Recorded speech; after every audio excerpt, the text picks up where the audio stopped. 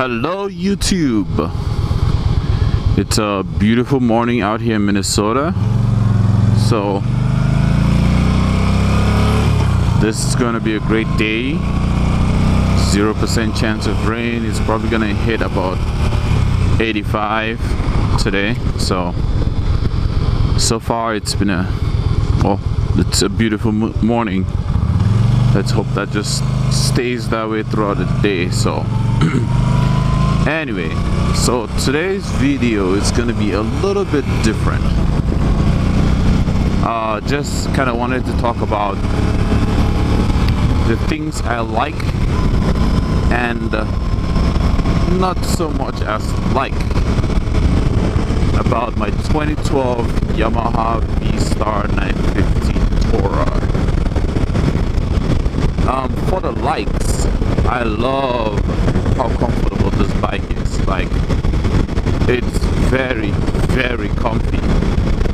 Position is sit up as a cruiser. Yes, very comfortable. The seats are surprisingly comfy. Before buying this bike, I was doing some research, and a lot of people were talking about how the seats are not so comfortable and that it can actually get, aftermarket seats which are a lot more comfortable. Yes, I do accept you can get a lot more comfy seats, but for the commute I do, for the ride I do, on a daily basis, this seat is actually quite comfortable for me. So, and also it's got quite some power for a cruiser.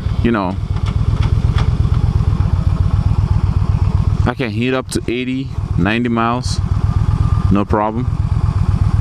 I mean, as a cruiser, I don't think you're built to be going 110, 120 miles an hour. So for a cruiser, it does pretty well.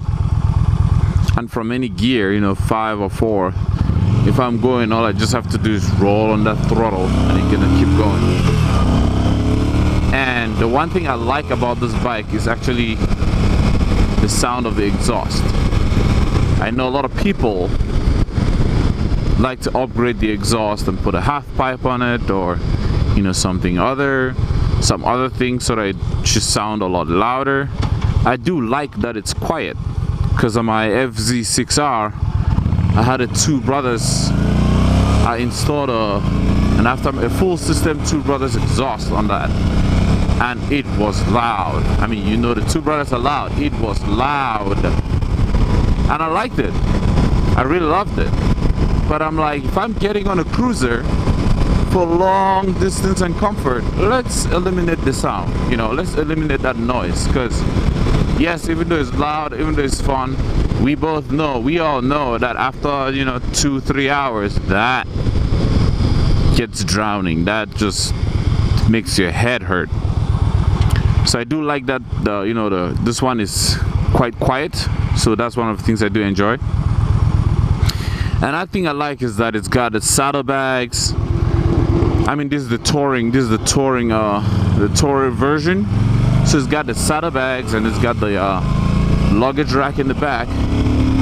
And I bought a suitcase that fits into the luggage rack. I don't have it on right now, but I bought a suitcase that fits onto the rack. So,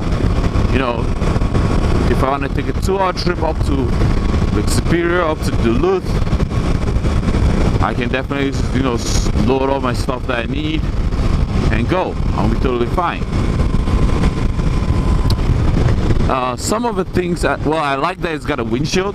Oh, for sure, I like that it's got a windshield. You don't have the wind beating up against your face while you ride, like on a sport bike or a sport touring bike without a windshield, or just a cruiser without a windshield. You have that wind that's just smacking into you, just horrible. About the windshield, the one thing I don't like about the windshield is sometimes if you're coming up by a semi or a bigger truck, now all the vortex that semi is creating directly in front of you gets hit by the windshield. And yes, you feel it. The bike literally shakes like that. You feel it. It like wobbles you. So that's one thing I don't like, because you know, with the windshield, as opposed to a sport bike that's, you know, streamlined, you literally just cut right through it like a precision blade, just right through the you know, vortex that the semi is creating, or the truck is creating in front of you. And another thing I don't like, yes, even though it's got enough power for a cruiser, I do miss the instant response I got from my FZ6R. You know, I do miss that, because at any gear you roll on the throttle and you feel the bike go. I mean, it was a 600, but again, you felt the bike go. You give it an input, you receive an output right away. So that's one of the things that I miss, because you know, I've been in some situations where I'm like, I need to get out of here, and I roll down. For a cruiser, it takes, you know, it's 2 to 3 seconds, and then start, you know, and then you start feeling it gradually picking up. For a cruiser, it does that, which is fine. But for a situation where I'm like, I need to get out of this spot now, that adds an extra 8 seconds of me being in that spot, and anything can happen. So that's one thing I don't like. Another thing that I would say it's kind of a gripe for me for this one is that I can't see my fuel gauge. Well, I do see the fuel indicator, but you can't see how much fuel is left. You know, on the sport bikes, my sport bike, you know, the FZ6R, the Sport Touring, I like that I could just clearly see where my gas was. It was half, approaching a quarter, you know, such that the moment I see that oh my god, I'm almost out of gas, I know before even my F trip comes on, my final trip, or you know, the gas indicator that, whoa, check this one out. Before even my gas indicator comes on that I'm out of gas already, at least I know that I need to get somewhere and top up. But for this, the moment that light comes on, I probably think I could have 40 miles to go, but I go very conservative and just say I have 20 miles to go. What if there is no gas station within 20 miles? You know, I know that's a very low probability, but if I'm on the highway somewhere near, say, South Dakota, and the next station is 100 miles away, or you just see one of those signs that says, oh, next stop 100 miles away, or next, you know, station, or next possible exit 100 miles away, and you're 50 miles into it, and then your gas does that, you know you're not going to make it to that end. But you know, I know someone is going to say, why don't you monitor your miles to know what your average fuel is? I do that, yes, I do that. My Trip A is monitoring my miles per gallon, so per tank. Oh geez, miles per gallon, that's gonna be a while. So I monitor my miles per tank. I average about 150 to 160 miles before my fuel tank comes on, so I do keep that. But it makes, to me personally, makes more sense to be able to just look down, see that you have a tank, then look down, read that you're 76 miles into a tank. See that? So anyways, so that's the other thing that I don't like about the bike. Well, let's see. The other thing I actually like about this bike is that it's got the toll hill shift. You probably won't be able to see it from this angle. It's got the toll hill shifter, which is good. For a cruiser, it's like perfect. You know, I'm out on the highway, you know, cruising around. If I want to drop a gear, I use my toe and just drop it down. If I want to go up a gear, use my heel and just push it down to make the gear go up. Well, that's how it's set up, like this. If you push down, it goes up.